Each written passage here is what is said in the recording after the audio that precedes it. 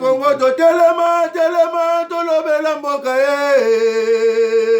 Ole to suwa ko bimisa na poasa.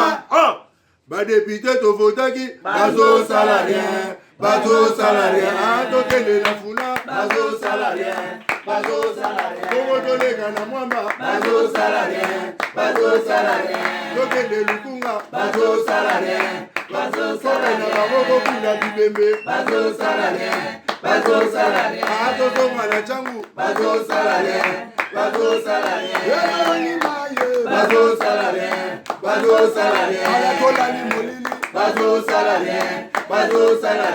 Kulu ne paye. Bazo salarien. Mama. Bazo salarien. Tolani wape. Bazo salarien.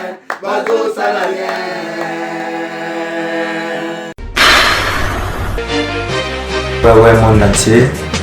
Ça c'est le roi du phénomène qui subit. Vous savez la biso trop. Ça là on le moko. Tenez la vidéo anniversaire. Bangal pe subit. La sengi bini loko moko. So vous salez ngo, ça plaisir nanga.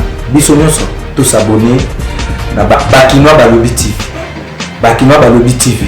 So vous salez ngo, vous s'abonner biso tout. Na Bakinois Balobi TV. Ils ont le droit de pesinga ilo mona sengi bini. On se peut bosser là na opesa bini. Merci. Début à semaine, à une union sur Bakinois na Bakinoise, vous allez tellement ébélé à cause de la émission Oyo Bakinois Balobi avec votre humble serviteur Paul Tosoua. Na pesmino merci, na confiance besoin ça la biso du chaque jour pour être bolanda biso. Merci na ba suggestion na bino, merci na ba remarque na bino. Oh vous allez comme ça la porte les canaux pour améliorer conditions ya émission na biso. Tozo pesa mbote na bana monga fula nyonso. Tozo pesa mbote na bana kaluka, tozo pesa mbote na bana masino ba déjà écran libana pour bana nda émission oyo. Mbote bana commune Kinshasa, bana ya Barumbu, bana ya Lingwala, bana Mitendi, boza temebile. O bolanda to soit bana Maluku, bana Kikole. Merci. Kinshasa za biso Congo za biso ceux qui yona ngato défendre Kinshasa te na bandité te bato baso se prétendre qu'il faut pas défendre Kinshasa ba politiciens je sais pas donc la plupart ya bango ba mona ba intérêt na bango c'est talibien mutazaki opposer fingi lobby a changer maloba finga susute donc on comprend que toi la classe politique moro il y a cupidité l'équipe mingi balinga ko lia bango moro balingi bango ba se retrouver balingi bango nde faut ba zala bana na bango nde faut ba zala bien biso bana na biso ba zala bien te kabana bango vie na bango faut toujours likolo les autres yamba ale bolonjoa na ndeko na biso ya ligue de jeunes ya UNC to ko beta na bango masole belé mais avant cela na lingaki na sala moi réflexion ensemble tout na mituna ngai na bino oko benga pe ya problème te mais avant benga yukana mamuna loba comment RDC ko bima na crise République démocratique du Congo pour tout ça crise en crise. Dans le moment Joseph Kabila a géré pendant 18 ans crise en crise. Dans le moment il musée crise des Alaki. Dans le moment il Mobutu vers la fin crise des Alaki. Félix Antoine Tshisekedi Tshilombo président de la République aye crise des bandits. Nani va provoquer crise. Et puis crise aux alliés dans mboka na biso ils ont profité de nani. Boyebete ba crise union so et profitera na ba politicien. Toba wumela na bokonzi va dominer sur le peuple. Lorsque la crise des alliés sikoyo, Assemblée nationale, il semblerait va voter loi moro. Ok, ministre et la justice, à quoi dépendre, il faut nous dépendre nanani l'Assemblée nationale. Mais une fois que va dépendre de l'Assemblée nationale, batu nyonso ya FCC, batu nyonso oyanga mususu, ceux qui va sali ba vir moboy, va détourner mon à l'État, ba cause à la protéger. Pourquoi? Parce que la majorité dans l'Assemblée nationale. Pour criser ici, là, il faut les jours où les politiciens congolais comprennent que je dois servir le peuple. Je ne peux pas me servir seul. Tout le monde se servir qu'un groupe et abattu, c'est ce jour-là de crise aussi là dans le Congo. Parce que jusque-là, toujours la crise, au moins il dépasse na PPR de boulou et qu'ils allaient. Il dépasse na PPR de vrai boulou et qu'ils. Bala exception libana ke bayo kana mena kati boyo kana yati. Parce que boyo kana zalaka. Mais les gens makabunda linga sauter place wanati. Balaxé que notre biso toi majorité, biso toi danger, il faut te longola yo. Bon, le moment il dépêche pèse minoritaire. Bah souffrir tina suka. Bah rolé la tina suka. Est-ce que c'est ce que le peuple attend de ces politiciens? Non. Bah conflit na bango, ko soit na bango, et tel dans le peuple té. Le peuple a besoin transport dans la ville à Kinshasa, tous dans la société, dans le moyen de transport. République démocratique du Congo, tous dans la cité très la cité très Koufa, il faut que comme la société monsieur à transport et Sika. Tu en as besoin de crise wanati. Parce que Jean-Marc Kabunda, l'Union nationale, na Congo et l'on y échangé. Et le côté, ni na IDPS et l'on échangé. Na ministre ba mon ba carte nini, to tia ba ba kali koto to sala boy. Le Congolais n'a pas besoin de tout ça. Toi on a pour ça la montée. Tout ça pour ça la montée. Le moment où on a besoin de kaya basoda. Baka est belé na Kinshasa, mais na Kinshasa ka tout le na cabine na province à Lumami pa Adolphe Lumano Banasef. Na baka na bango to zomo na ba toilette même ya ba policiers qui to côté. Mais on a besoin que ba crise bino boluka wana. Crise wana elle s'est transformée. Bon c'est la baka ya basoda pour to na ba ndako approprié ba wese ba toilette appropriée. Salaire na ba na ba pe pourquoi pas ko créer ba école na kati ya baka. L'école ya basoda donc basoda bango ba enseignant batang saba na bango moko na kati ya bakan olege bana ba autant na l'école à l'état libanaka. Pourquoi pas? Est-ce que Congo zangi mbongo na ndimité? Congo ezangi mbongo na ndimité.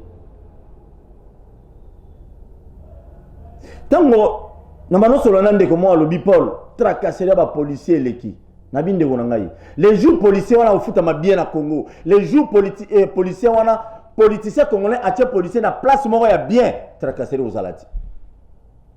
Tracasserie aux alati. Le Congo a besoin de tout le monde. Mbongo ya ba congolais ezali kaka te pona bâtiment boité. Le Congo biso nyonso to na besoin to lia mbongo ya Congo. Bolobi kita bakoko na biso. Bon kita ngwa bakoko na biso ezanga pona bâtiment bakoko onzaka ya bango ya biso petit peuple te. Ba crise ya Congo il faut ici là. Les politiciens, ce sont eux-mêmes qui vont créer la crise. Il faut créer crise. Il faut créer crise. Pour tous les auteurs, ou même Bokonzi, tous les auteurs au Salaboé, tous les auteurs au Salaboé, beaucoup sala, Mobutu 32 ans, fait de compte de tout le monde qui est Zaza, qui n'a aucun Kundaï, dans Maroc, ici, à Kundaï, à 5 mètres carrés, limité. Et bon, yo. Crise, c'est où tu n'appelles pas un professeur à l'université Bélé. Ma professeur dans beaucoup il faut avoir un diplôme pose dans la considération très élevée dans ce pays. Mais moi je me pose la question mes chers compatriotes, mes chers frères. Tant là ma professeur wana, ba crise obi ma pas professeur wana. Crise na Congo eza makasi ba professeur de l'université, professeur ordinaire, professeur secondaire nini atanga na Belgique, atanga na Boston, bango ne ba ko me na biso crise. Au lieu de les nions sur ma parents na bango batang sabango ba classe féminine au lieu de les nions oyo ba parents ba bano zele pas na bango ma malam au lieu de servir une nation na mayele na bango et comme il est contraire Joseph Kabila il était entouré na ba professeur ya minene ni ne bimi na IDPS de même Félix Antoine Tshisekedi Tshilombo le président de la République. So tali bien entouré par ma professeur Aminen. Tozo Kindewapi. On n'a pas besoin que n'amboko le rapport aux postes moboy, il faut à la professeur à diplôme boyité. Non. Biloko no officiel. Le moment où mutunuso ane professeur était major réfléchir très kitoko. Procès à Kamere 57 millions 20 ans de prison. Oui. Tobeti maboko. Kitoko makasi. État de droit penda pona ngai salenge sengo. Politicien munene lokola Kamere botani na rang ya Kamere 20 ans de prison. Directeur de cabinet en fonction. Pande ko ngai. Mais c'est intéressant.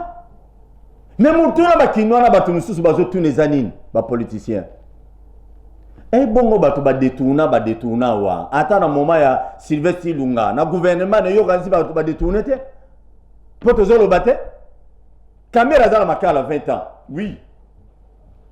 Et c'est pas ici ba congolais mususu bien que na Bukavu incendie bomona na ba réseaux sociaux wana ezali ya bato ya kamere batumbaki te mais ezali nde bandako wana ezikaki y avait au moins 6 maisons nde ezikaki na Bukavu eza te ke bato ya kamere bakende otumba te mais bato ya kamere babimaki na babalabala bamarchaki de part et d'autre mpona kosenga liberté ya kamere bien kazali déjà condamné alors tozosenga baprocès mosusu ebanda ya bato bayibi badetourne entre autres Jatiningo Bilalobi awa 60 millions mo Kimbuta soki ndenge nini mais procès nango ezala soki Kimbuta aza innocent on laisse tomber mais si n'est pas innocent papa 4 millions il faut joyer caméra za 57 millions na makala mais 60 millions mo ezotelingana na bapoche bato qui protège qui et pour l'intérêt de qui état de droit ce qui est état de droit ebandi ko protéger bato mususu ebandi ko sala exception ya baka mutu wana po aza mutu ya kaya politique boy moya to kanga ezate moya ba sambe ezate po azali na wana eza sous état de droit état de droit il faut aller équitable il faut aller au milieu du village l'isolo ya confession religieuse na mboka oyo tozanga na 8 confession religieuse République démocratique du Congo tozali continent mais tozanga na 8 confession religieuse tesu wa Paul aboyité ba congolais ba boyité. Mais malheureusement, la confession religieuse est comme une branche de parti politique. Je m'explique. Le rôle en a qu'un sikoyo. Au bazo le kaba désigné Moutouna Seni, président Seni. Catholique, na SSC, bango ba poni Moutouna bango, nous bimete Moutouna za Moutouna lamuka. Bon, quand on a bien temps dans la confession religieuse, comme une tendance politique. Donc, il y a des serviteurs de Dieu. Donc, il y a des faux serviteurs de Dieu. Tu veux qu'on soit Nani et l'homme a la Kizamina. Église de réveil, église de noirs, bas musulmans, bas ceux qui sont orthodoxes, ni sous orthodoxes, na église qui m'a mis. Bah, on va le bini. Bah, on peut, bah, bimisi, mutuna, bah, on moro. Ba condition ya mutu ko bima président Seni il voit za la mutu mo de ya wumela na Seni mais mutu ba bimisi oyo ba confession si sona ba bimisi ba bia za mutu assemblée l'église qui mbamisi donc azane qui mbamisi mutu wana semblerait c'est les informations toi na ngo a travailler na malumalu a travailler na ngoimulunda a travailler na nanga mais ba to catholique na SSC ba bi non biso to boyi c'est mutu wana pas question. D'ailleurs, on a des réseaux sociaux, bozotanga, balobi qui est dans l'église catholique, n'est-ce balobi, corruption, c'est dans l'angambouana. Bande wana, l'église de réveil, barope la kala, babino, biso, toi, corrompité. Moutouana, nazadi, pas de répondre à ma critère, toboïté. Moutouna, tozotouna na bango, la confession religieuse. Avant, on m'a invité dans l'aïe. Moutouna, ya bosso. Église Kimbanguiste. Tozali na ya Monkoto, na ya centre. Église Kimbanguiste, c'est nini, ou à quoi représenter, Bakimbanguiste, kuna. Boulou et Kibandi. Confession, nani, église de réveil. Église de réveil, et ça n'a pas déjà la plupart va passer à l'église de réveil, bazaba moins sérieux. Baba Ndumba, bazaba, vivons en normalité. Non, c'est par là que je me pose la question. Quel pasteur, toi, pasteur ni crédible, ou le basu mandat à biso, ba fidèle à l'église de réveil, ba qui représente biso dans Makamouana. Top! Vous condamnez les corrompre vous condamnez les politiciens qui corrompre. Musulmans, ils ont déjà au Kabouana, sur 3 morceaux. Musulmans, ils ont au Kabouana. Sur la Kosi, vous contredire. Musulmans, ils ont au Kabouana. Sur musulmans, musulmans, donc, bani union se uta libana mboga groupe abattement de bajira. Ba musulmans musu bakenda. Bon, musulmans ni no ke représenter batu. Kuna religieux dans Mambaseni. Théâtre de chez nous. C'est par là que tous les politiciens occasionnent opportunité de dribbler biso. Toujours condamner les politiciens bien sûr. Mais nos confessions religieuses aussi, baza ko aider bisoté. Baza ko aider bisoté, ba aider bisonani. Bango mona surtout il y a église de réveil bon na mitema. Bino na ba pasteur wana nous bo composer lo na bino wana parce que et comme on la top bino do lia mbona sima na biso. Et puis vous venez nous prêcher. Le moment où vous tinda mutu, vous désignez mutu, oh peuple a ce plan a été. Ce qui peuple a continué à kaona la souffrance. Papa, yo wate a mutunini sur une église. Bon, t'es à batunini. Confession religieuse. Congolais fungola misu. Ba politicien bazo me mangai na bino na ba distraction ou boyo mutumwa bimi na seni o bino bo sepela na ete. Merci beaucoup. Sans plus tarder la magie à Charles Tozo ya m'invité à Liboso. Ndewale Bolonjo. Bolonjo. Congo il faut te mettre en masolo à bouiller Tozo Nsabatu Nanzela pour te bandeni to kumbela Congo bien. Congo iko bano kumba mana ba sentiment na groupe ya bato ba vana butu non. Oui, bogo ça na bino ba réunion na bino bo sali tout ce que vous voulez. Mais botali na nous intérêt à peuple za wapi. To sangani na butu, to lobi boye, to sali boye. Peuple par na ye eza wapi. Il y a des ah to ko ba lisolo ba millions hein. 100 millions, 50 millions, 57 millions, 60 millions à Kimbuta, boye boye. Oui. Vous détournez c'est bien bon.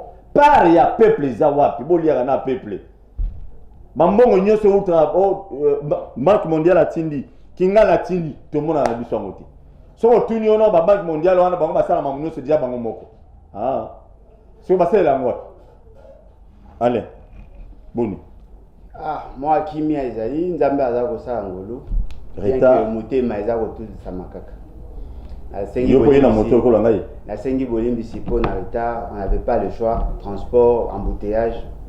C'est quoi embouteillage aussi la Mokoni dans beaucoup? Dans le moment de confinement, embouteillage.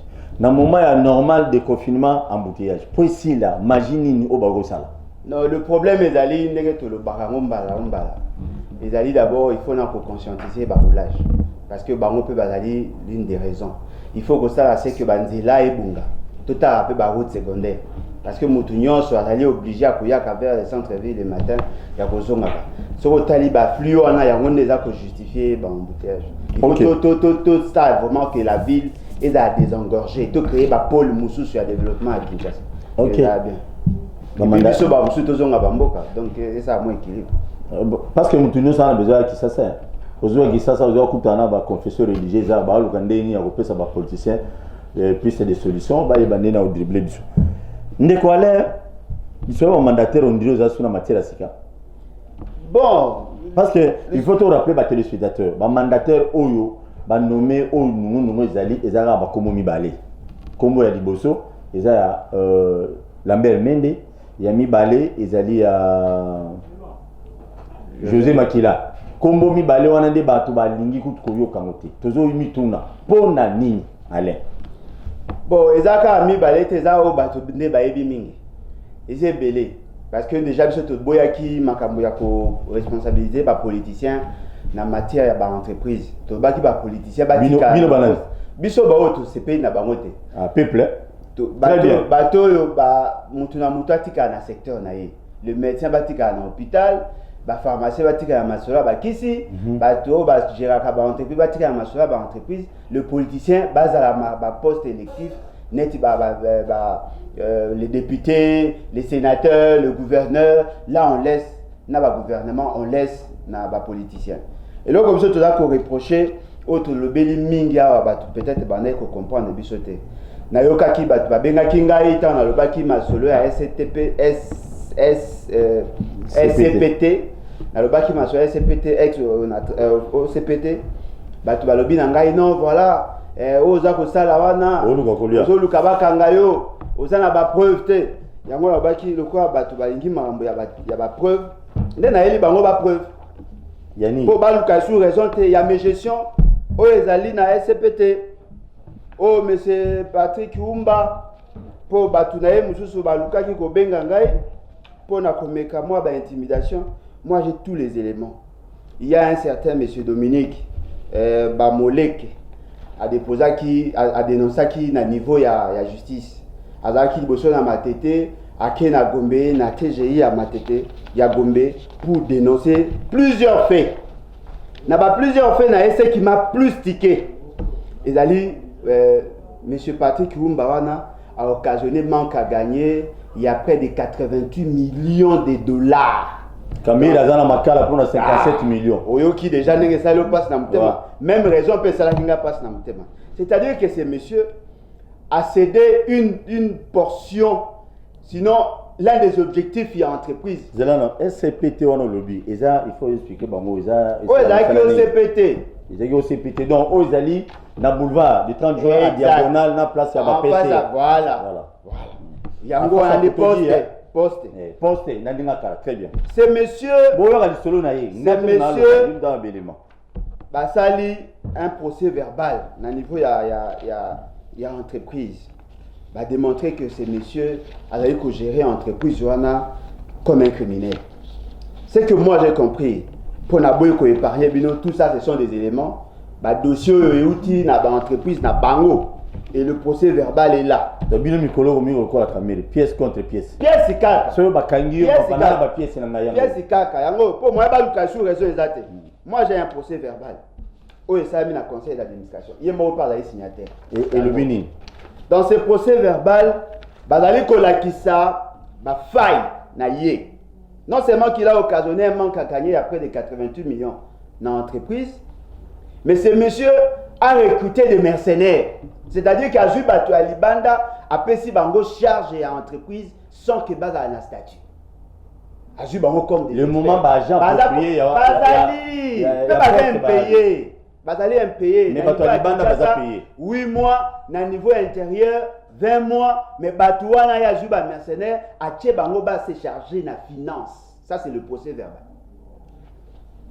Ce monsieur s'est permis, il a concédé une partie, il y a un objectif, il y a entreprise, dans la société au place, il y a Zalaga Kala. C'est-à-dire qu'il était un agent, il y a société Moya Communication, a joué à Pessi Bango gestion à fibre optique, et fort malheureusement, il a minoré le recette prévisionnel pour que permettre Batouana de payer une quantité d'argent aux alliés insignifiante par rapport à ce que l'entreprise, ce qui est moka géré, le Kouana a gagné, a occasionné manque à gagner à près de 88 millions. Et donc, les alliés surprenants dans le lobby, il a recruté les mercenaires et ces mercenaires se permettent de gérer les finances de l'entreprise. Mbongo et bonga qui va foutre dans la régie des eaux pour na banyongo na bango. Babimisa mbongo wana, tous ça ba élément a les a ko attester que par rapport à la dénonciation que mbongo et bimaki na mbongo ba fouti régie des eaux. Na mbongo et bongi ba justifier etikali. C'est-à-dire que mbongo ba fouti régie des eaux ne représente que 10% du montant décaissé.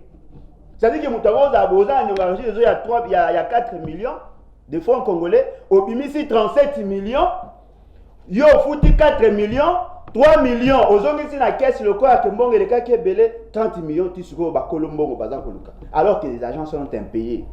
Et donc, les alliés surprenaient les lignes. Oh, enge salinga passe. C'est monsieur Dominique Oyo. C'est monsieur Dominique, il dépose à dénoncer, dans le niveau de la justice, à réserver copie dans Bakonziabok. Moutou Aliboso, à son excellence, à excellence, tout ça, c'est le président de la République, M. Félix Tshisekedi. Atié, monsieur le directeur de cabinet, à Iwa Azali Siko. Atieli, monsieur le procureur général. Datini. Oh, Azali, le 19 mai 2020. Ouais. Depuis à dénoncer, nous avons été, nous avons posé une question, et donc on a voté que pour justifier. Bishoka na mystique à fourmi, toke tokuta un document. Tozu document totali tobenga meshango numéro na épée oya chaki on dirait moke les kaka na butu toyo kozwaye nde toyo kozwa ba élément. C'est quand même décevant parce que le problème c'est d'ailleurs ce que zali que vous avez ça détournement et que les agents au moins se retrouvent, l'État se retrouve, on pouvait comprendre.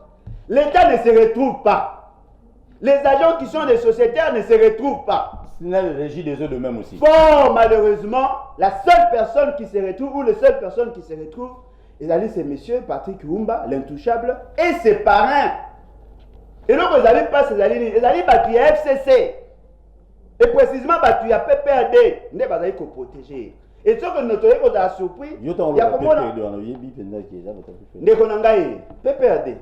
FCC wala FCC PPRD non PPRD ba mo mutu ba tika PPRD pe vana calme ba ko za kimia te il faut ba changer pour mboka eza ya bango te et donc ça osala nga passe bino bobi na biso ke boye état de noir soki état de nino bozolo ba c'est quand même surprenant comment monsieur Félix Tshisekedi a été empillateur depuis le mois de mai Qui se go mouton à impuni. Et au-delà de ça, au GFREM, même chose. Au fil nani régie des eaux, net aux eaux va commune à 6 mois, impayé. Là aussi, il y a question de gestion. Bapé ça là, 19 millions à compte à programme à 100 jours. Les agents ne sont pas payés, les intrants ne sont pas achetés, il n'y a pas d'équipement, il n'y a pas d'amélioration à dessert en eau. Cet argent a servi à quoi? Mandat de comparution au GFREM, si cette personne n'est pas inquiétée. Ok, dans GCAMIN, même chose. C'est-à-dire que les entreprises, qui appelé à créer des ressources pour permettre à l'État de mettre en œuvre ou sinon à exécuter ses politiques publiques, ces entreprises, ça, vous avez un canard boiteux, mais vous avez ça, manque à gagner 88 millions de dollars. Par mois? Non, 88 millions par rapport au projet. Ah oui, par rapport au projet. C'est-à-dire que qu'on a 1 million, il y a quelque chose 89 millions. Et là, quand on pèse moutou pas ça là, voilà. Il y a 89 millions, il y a 1 million. Si vous avez ce changement, vous avez besoin. Ok, mais est-ce que dans tout ça, au moment où on a socle les base dans nos justice, si vous avez l'Assemblée nationale, balingi yomo yebi, bah ça la justice c'est dépendre puis non côté là. Est-ce que batunyo so ya FCC, batunyo so ya cash seront-ils livrés? Negolangai, ce qui est vrai, je dois être honnête.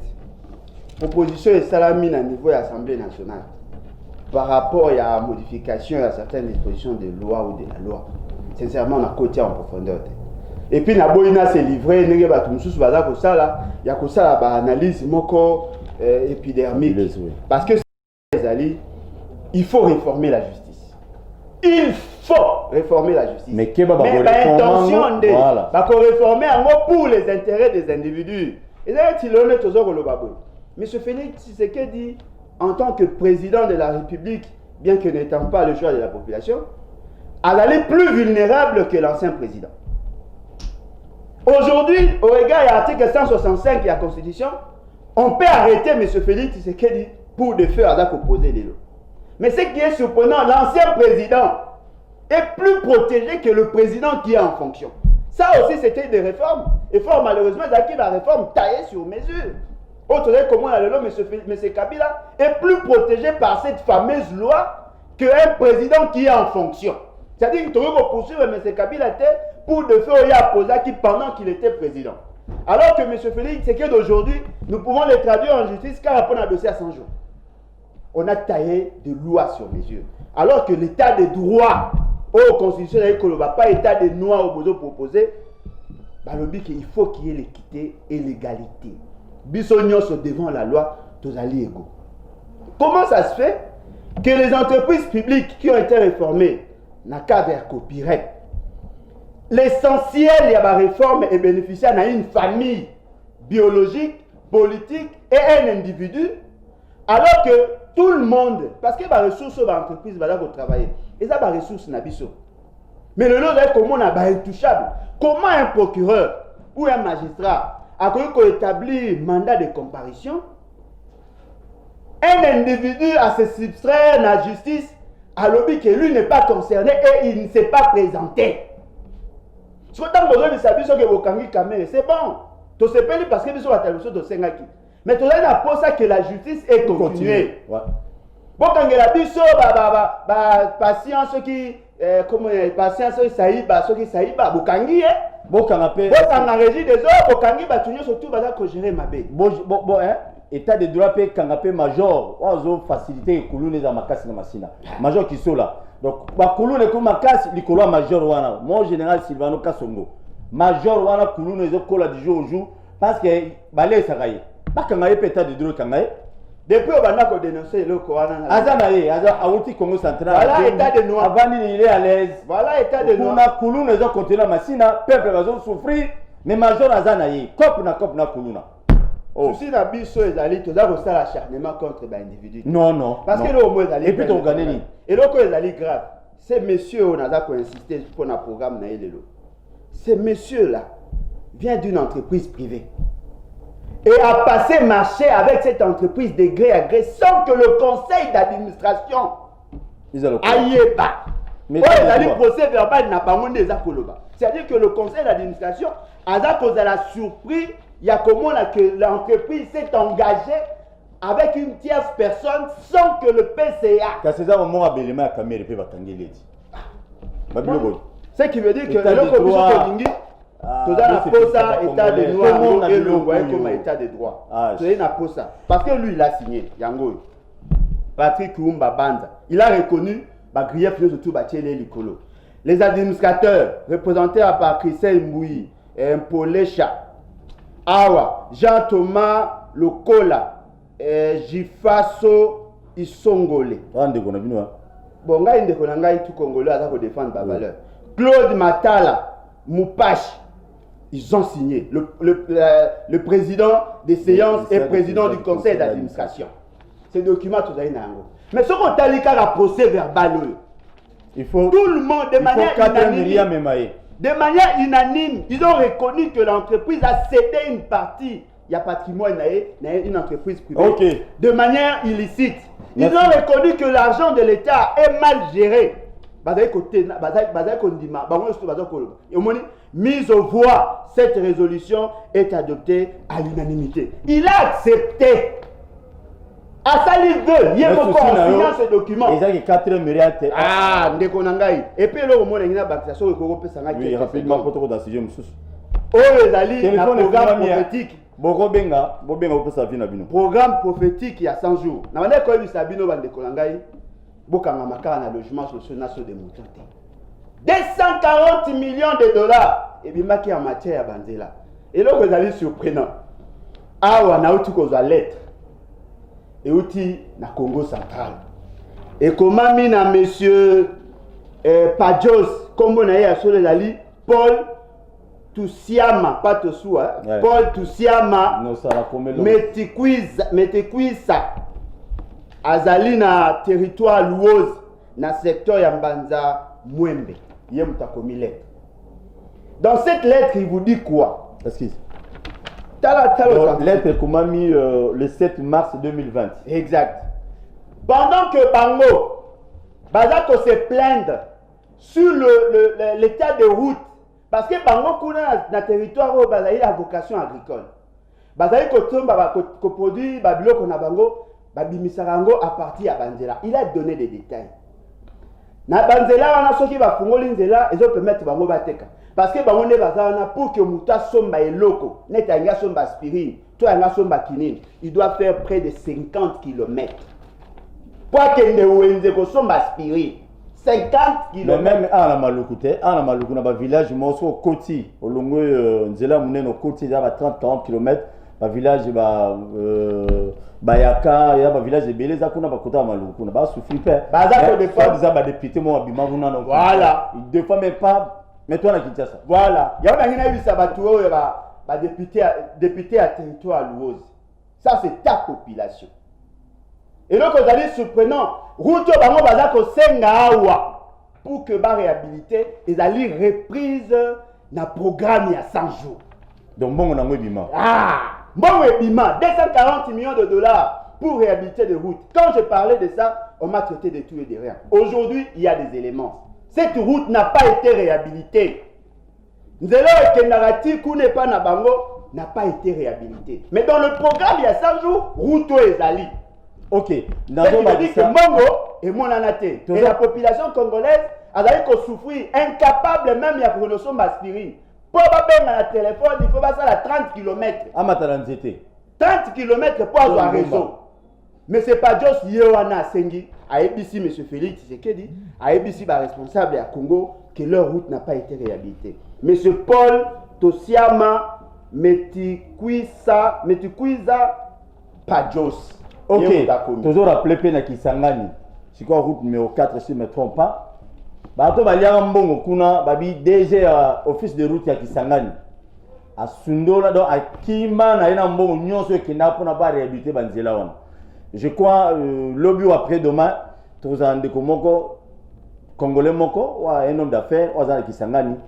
Na ba vidéo à Tinder Biso, na ba photo, so bon Banzela, wana bolo bato ba mitema mabe. Et ce dirigeant, le DG wana office de route à Kisangani, c'est un citoyen azapé à parti politique Momboui. Donc c'est ce qui est normal. Donc Nzela wana so bon monde dans lobby. Je vais apprêter ça aujourd'hui après l'émission dans la rédaction de Mobimba. Poto la Xabi non le bon mona niveau nzela dans muta koti na kata poto committee awa. Donc pour attendre nzela à koti ayo kana mutu ekole kandeni.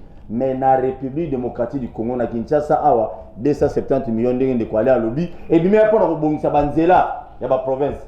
Oto benga mabele. Mbongo kinda wapi. État de droit ezalaka pour na kamérité. Pour pas kanga mutu on est ba famille politique ba mo négocier. Donc yo comme ça mutu ya lamuka ngana nanga mutu ya liota mutu bienvenue liota njoli na CDP non pour pas kanga to bano négocier biso mbale omoni Paul il faut na livrer au capoise à la bien tu as besoin de négociation en anti parce que les gens ont volé président c'est que tu le mot président de la République au PC va tout goût état de droit mais il faut continuer il faut engager ngai il faut continuer ndeko na ngai mokonzi mwana mboka Félix Tshisekedi. Il faut continuer. Bilongi nyonso tozo yeba na fazela yebi o ayiba o ya detu na fazela la nzela. Mais baza libre. Ba otambola calmement. Mbonga nzela oyo moto mona pe lisolo na. Ba procès pe ezala raté, bo tia ba moyen, ezala pe retransmise na télévision ndenge ya caméra elegaki. C'est important. C'est très important. Et dans la on a ba samisa qui non non te pour on négocier, to pas na une négociation politique ko zana ba injection politique. Ndeko na bito ngo bas quelque chose pour te sauter na si tu as un souka. Souci na biso o tenito le bakona lelo ezali que les changements étaient là ça la passe. Mais fort malheureusement changement na biso ça na pète parce que ezali changement na sens à mabé. Tout ça na posa tout ça na bateau ba. Non to le bien. Là changement à côté à mabé. Là déjà ça ngo bien. Ah ndeko na ngai. Ce que ça la bien, banga ba pesa rapport détaillé ya programme à 100 jours. Peut-être ndeko parce que procès mususu ezali. Ah ndeko na ngai esuika na so de mouton na logement social procès mususu ya wapi. Au procès mususu 100 jours ezali d'après. Et là la logement social na wana mususu eza wapi. Et boya banzela. Oh mais logement eza la logement social na so de mouton wapi yanzela wapi. Basa ba futi nan. Ka so de mouton na logement social. Oh caméra côté li wana pona. Logement social esilika wana. Donc procès wana ici. Ezaka wana mi balé pe za ba aventure. Ngai na luka information. Eza ba aventure. Eza ba aventure. Wana le mutalobi. Na dako lo babola kisangai ba saisir ki TGI na Gombe ba saisir na Matete. Boy bisangai procès mususu eza wapi. Est-ce qu'on a traité sur la passation, bazo traité sur la violation intentionnelle à la Constitution? C'est bon. Ce qui veut dire que ma personne en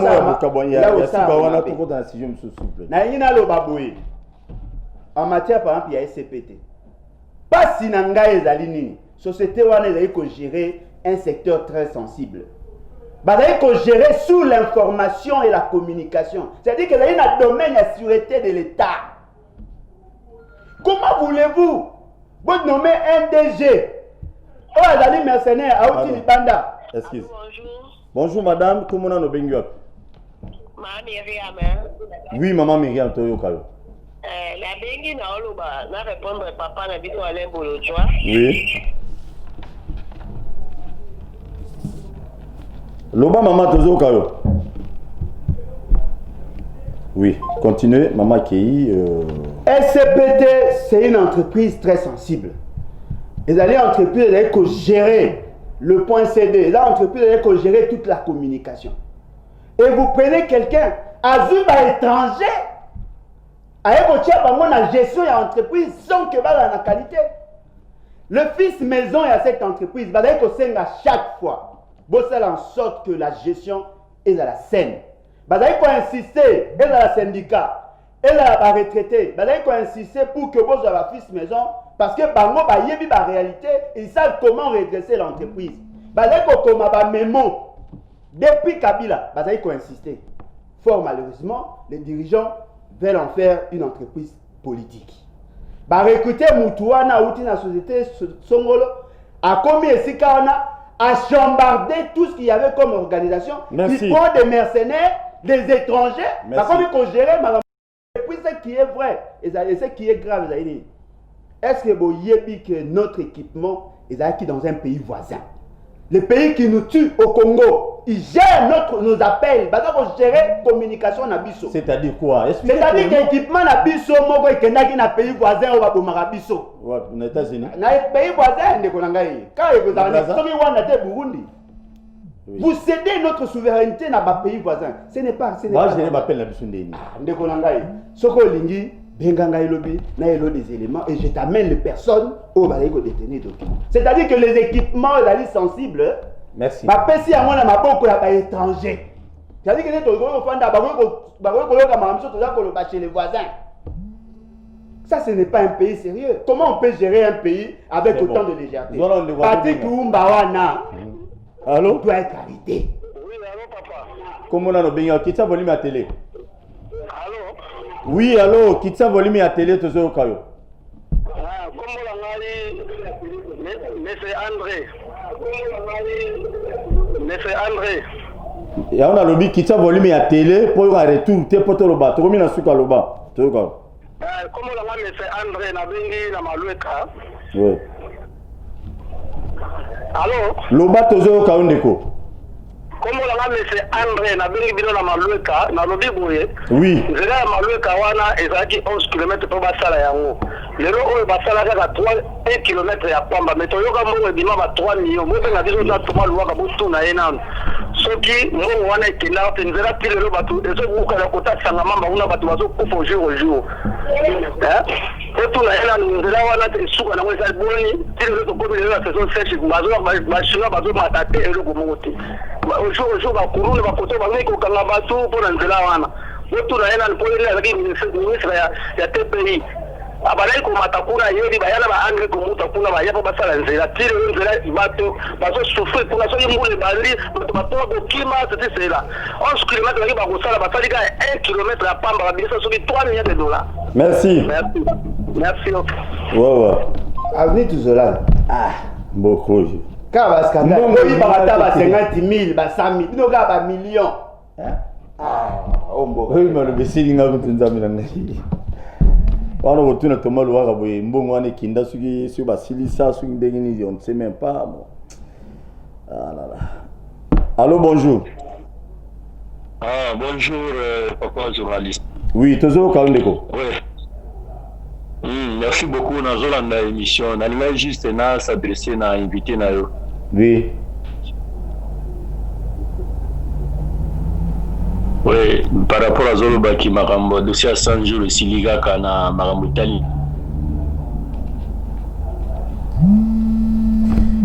Malheureusement, ndeko kobenga na WhatsApp te, benga na appel normal parce que le moment va appeler le kota appel no ekata.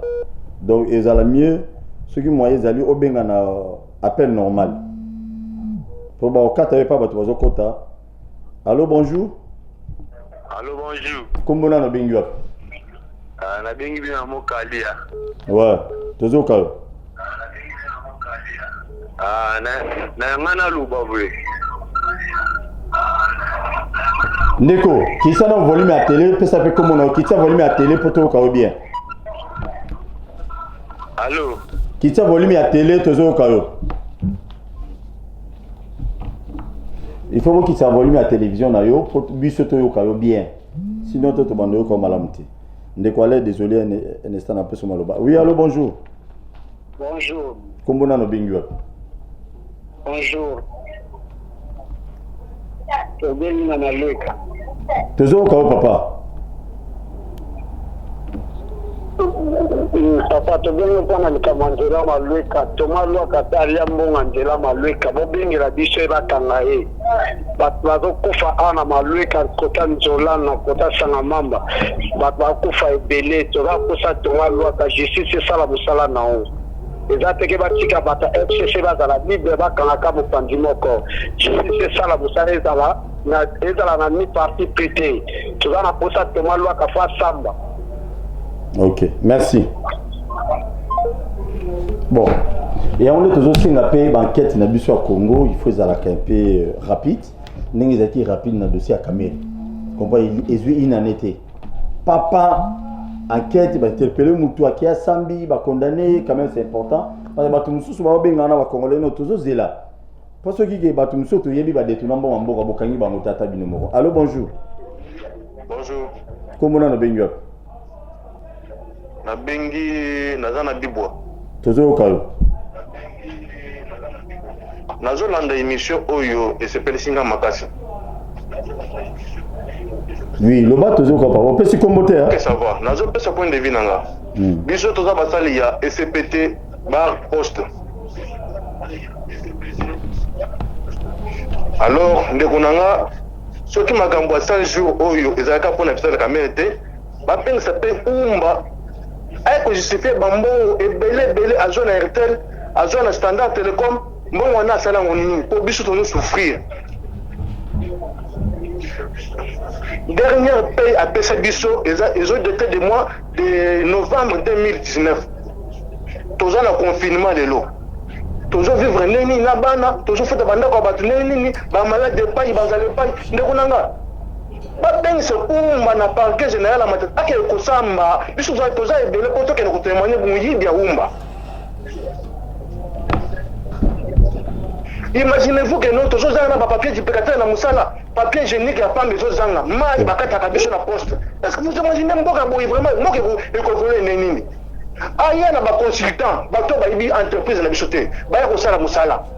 Nous avons plus de 20 ans comme ça dans la poste. Consultant, il y a un pays, après 2 mois, 3 mois, nous avons dit ils ont fait ça dans ma classe. Ce qui me cause un beau service, il y a une secrétaire dans les bichos. Il y a un poste qui nous vérifie. Nous avons fait des bichos depuis maintenant en pognon, tous les jours. Toi, il y a 90. 920. Alors, imaginez-vous que non, toi, il y a 90 papa. Quel nom de vérifier, quel nom de vérifier? Ok, merci. Nazo ebisalo que non, biso bakina na biso ofita biso na dollar. Bazo que nous avons na dollar, bazo que nous changer, ofita biso na to ya 90. Imaginez-vous que non, le dollar ils ont combien? Toujours vivre ndeni ndeko na ngai. Donc bino société monnaie le la poste. Ce qui émission bazo na biso. Te zela mkendego, nazo précision. Émission poste ndenge za wana bafuta bino na maboko banque, to na banque moko boye ne boye ndozo mbongo salaire. Rediffusion. Biso na deux banques, na Tembe na Wa Bank. Ah, OK. Donc ba changer déjà mbongo. Ba changer mbongo na dollar na to ya likolo, bafuta biso na to na 90, ko matata pour la tika biso. OK, merci beaucoup de répondre à ma précision PC na bato ba na biso na ba konzi. OK, merci pour l'intervention là. C'est terrible. Hein? Heureusement. Dollar est comme à 20. Mais bino bo pour d'abord. Mais on vit que mbo. Heureusement. Même la banque centrale en limité que dollar est à 90. Heureusement. Déjà 180 c'est combien? Heureusement mutua SPT moka bengi. Parce que bato bakanza tant to yaka to ba masolo a en. Parce na biso ezali nini? Parce na biso ezali il y a comment que les entreprises de l'État, ils ont respecté même pas SMIG, qui est une loi fixant le salaire minimum. Vous avez fait ça, on a tout à ma paix, vous avez fait ça, mon salaire à ma paix, et puis vous avez répété.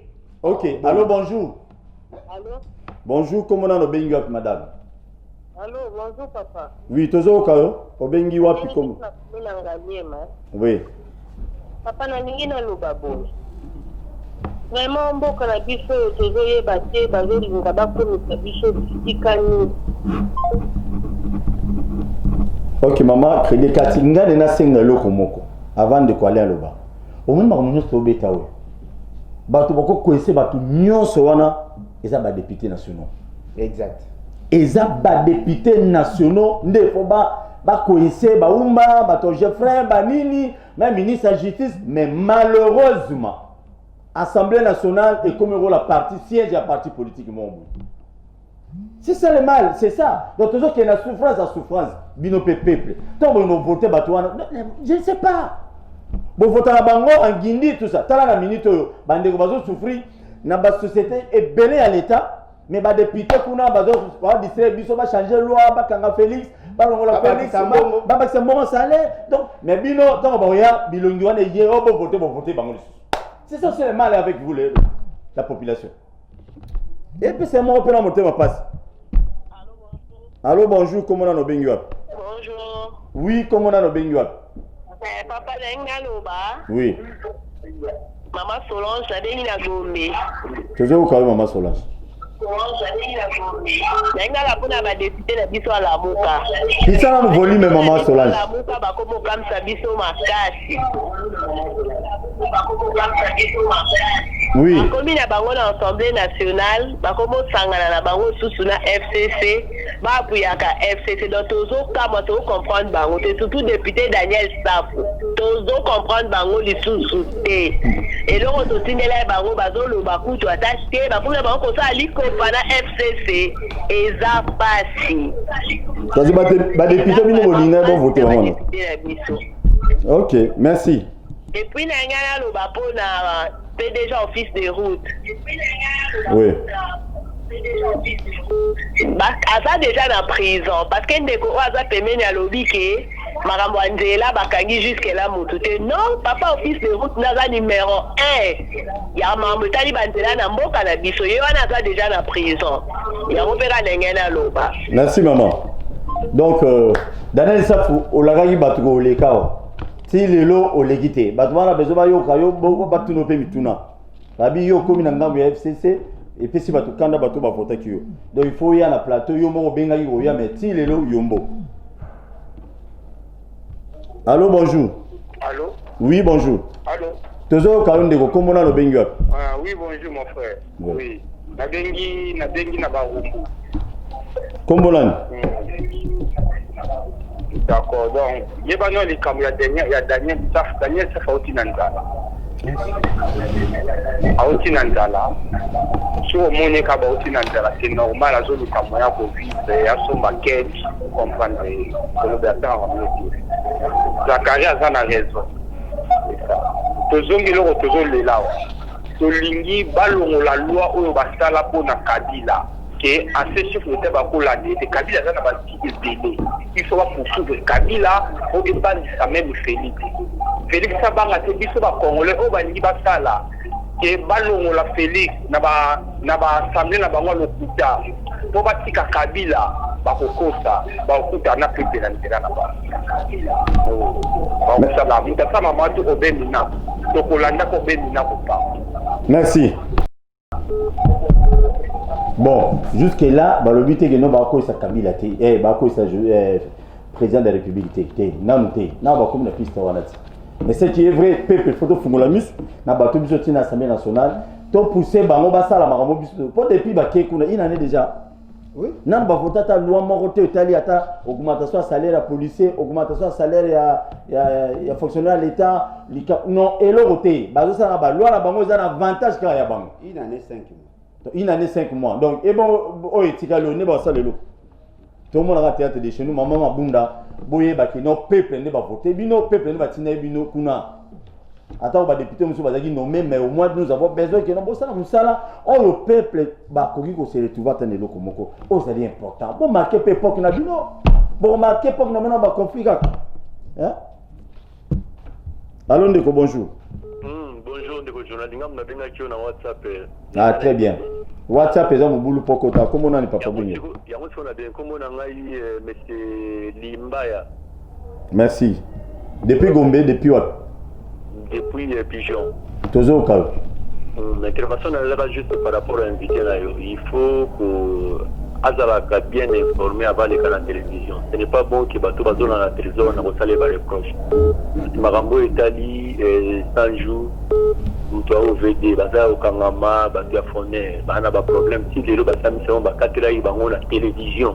Et cette télévision c'est pour j'aime ma maison pour fabriquer. Donc il doit faire un effort Azalaka informer avant pour les canaux sur avant. Comme tout ça fan azota la été ada pour fan. Il y a des gens qui connaissent nous dans la métier. Tant qu'on joue loba pour la respect surtout il y a eu moko. Hein, à bout ya kamakambo il est na télévision que là on comprend il faut qu'on soit même bien informé avant de venir informer soi-disant la population. Merci. Merci. Bon, et le coup ezali vrai ezali ndeko nanga peut-être à comprendre le contexte de zolo baté. Donc on a que le route intérêt national. Que dans le route intérêt national, il n'y a pas de procès. Ceux qui ont eu procès, peut-être à comprendre. Le dossier à Kassai, il y a la route intérêt urbain. Intérêt urbain, rien à voir avec les routes intérêt national. Et puis, Makambo Bakangé, Makambo, il y a détournement. Il n'y a pas un rapport détaillé par rapport à la route, c'est faux. Est-ce qu'on a jugé quelqu'un pour avoir exécuté un programme, il y a la route intérêt national? Merci. Le Mokonza office de route, ceux qui Bakangé par rapport au dossier à Kassai. Mais le dossier va porter la plainte et d'aller dossier à ceux de moutons. ils ont dit dossier à logements sociaux et dossier on est là qui par rapport à des détournements à fond parce que bakangela qui mutafonaire par rapport à des questions. OK. Tous appellent la et bon là la procès on a bien comprendre qu'ils ont bien. Oui, pour to placer mon qu'on a des ordres des ans pas. Allô, bonjour. Allô, bonjour papa. Bonjour, to comment on benjo. Papa depuis mon ngafula.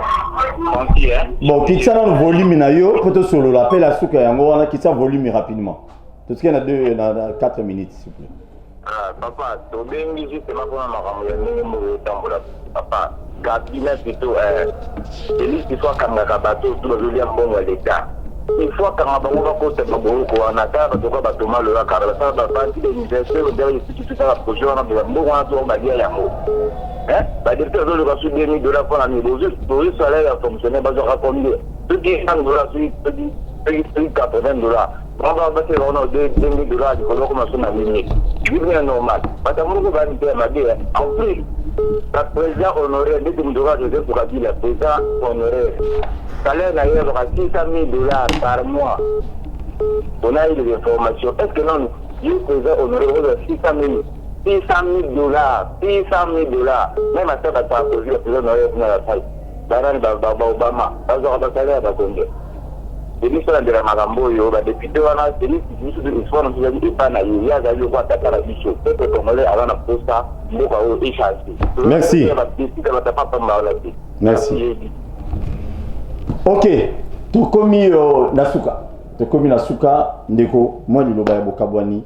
Résumé, donc tout ça, comme ça ne marche pas, Mutuna, Yasuka, est-ce que aux autres partagés à vie, il y a des bébés qui font des l'Assemblée nationale? Parce que apparemment ils ne font absolument rien du tout. Bon, l'idée n'a pas totalement ma bête. C'est-à-dire qu'ils ont ma bête dans l'absoluté. Mais l'idée n'a pas l'Assemblée nationale, même la présidente de la République. Parce que moi, de quoi autour de la Souka, il y a que non, voilà, les députés, ça, ça, pour protéger la TFCC. Mais Félix, c'est ce qu'il dit à la Ligue concernée, dans le dossier en matière, il y a gestion en bon. Quand il a géré l'argent, près de $370 millions, il y a Trésor public. Rapidement. A géré en gros avec autant de légèreté. Aujourd'hui, nous avons un procès. Eux, ils avaient attester les lots que le pays a été mal géré en 2019. Et puis, tout à l'heure, qu'on a focalisé sur le programme à 100 jours. N'oublions pas aussi que le budget a été exécuté dans le même cadre à désordre. C'est-à-dire que le problème est allé, comme M. Félix, c'est qu'il dit, na chef des rues, tout le monde a une part de responsabilité. Et en fait, Makambo a changé. Par rapport à SCPT, déjà le 20 juin 2017, rapidement, Alain. Syndicat et le bagui qui va boyer contrat avec RTL. Où il y a occasion qui manque à gagner. Cette lettre, tu sais combien? Non, mais manque à gagner à 88 millions sur le baran. Il est par rapport à dossier RTL. Oui. C'est comme M. Félix a cette information. Son directeur de cabinet à la Ligue ampliateur a une lettre bakomélier. Il ne réagit pas. Le président de la République à la Ligue ampliateur n'a pas lettre bakomélier. Il ne réagit pas. Ce qui veut dire quoi? Et là, qu'est-ce que le honnête aux alliés, M. Félix Tshisekedi a le statue aux alliés à pied d'argile. Il a des gens que lui peut faire arrêter. Et il y a des gens qu'on fait arrêter en route parce qu'ils sont protégés par le deal. Merci. Allez, ce qui M. Félix, c'est que la Monique n'est pas capable de gérer la République, c'est le moment de démission. C'est le moment de démission. Merci avant de Liloba Souka, Nzambe Azala na Congo. Et l'autre Tokosenga, Ezaki, maman présidente de l'Assemblée nationale. Ba politicien nion sur l'Assemblée nationale. Ba condignon sur l'Assemblée nationale. S'il vous plaît, Charles, on a un message moins important. C'est quand même 30 secondes.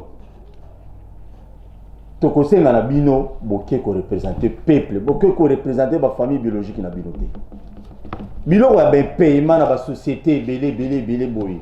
Même Azali mutu a parti à CDP à Liota. Même Azali à PPRD, ya Kabila. Même Azali à IDPS. Non, vous ne pouvez pas protéger tous ces gens qui ont détourné le bien de l'État et l'argent de l'État. Batouan ba fouta maté, mais bango va ça bien. Bino ba député.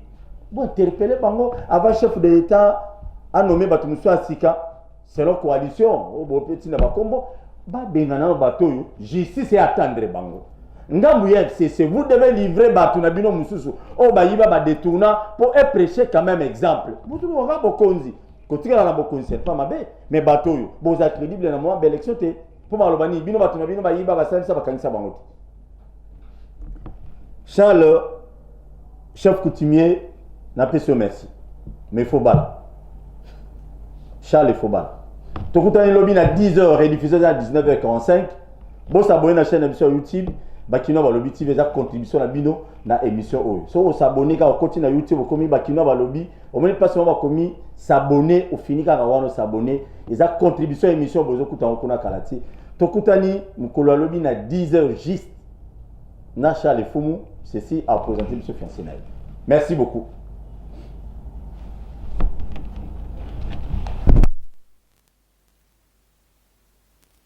Na Congo to telema tolobela mboka ye wole tosuwa kobimisa na poasa ba député to votaki bazo salarien tokende na funa bazo salarien Congo tolega na mwamba bazo salarien tokende lukunga bazo salarien na maboko kuna bibembe bazo salarien Ato mwana changu bazo salarien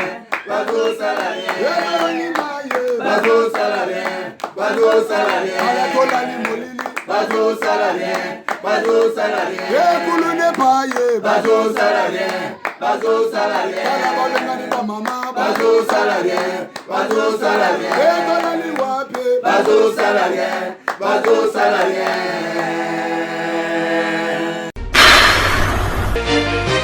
Ouais, monde entier. Ça, c'est le roi du phénomène qui subit. Vous savez, il y a trop. Ça, là, on a mis le mot. Tu as une vidéo anniversaire. On a subit. La scène est venue le Kumoko. So, vous savez, en gros, c'est un plaisir. Bisous, tous abonnés. Bakinois Balobi TV. Balobi TV. So, vous savez, en gros, vous abonnez. Bisous, tout. Bakinois Balobi TV. Les gens voient que Pessinga, il est au monde à Saint-Libino. Au moins, ça peut bosser maintenant. Non, merci.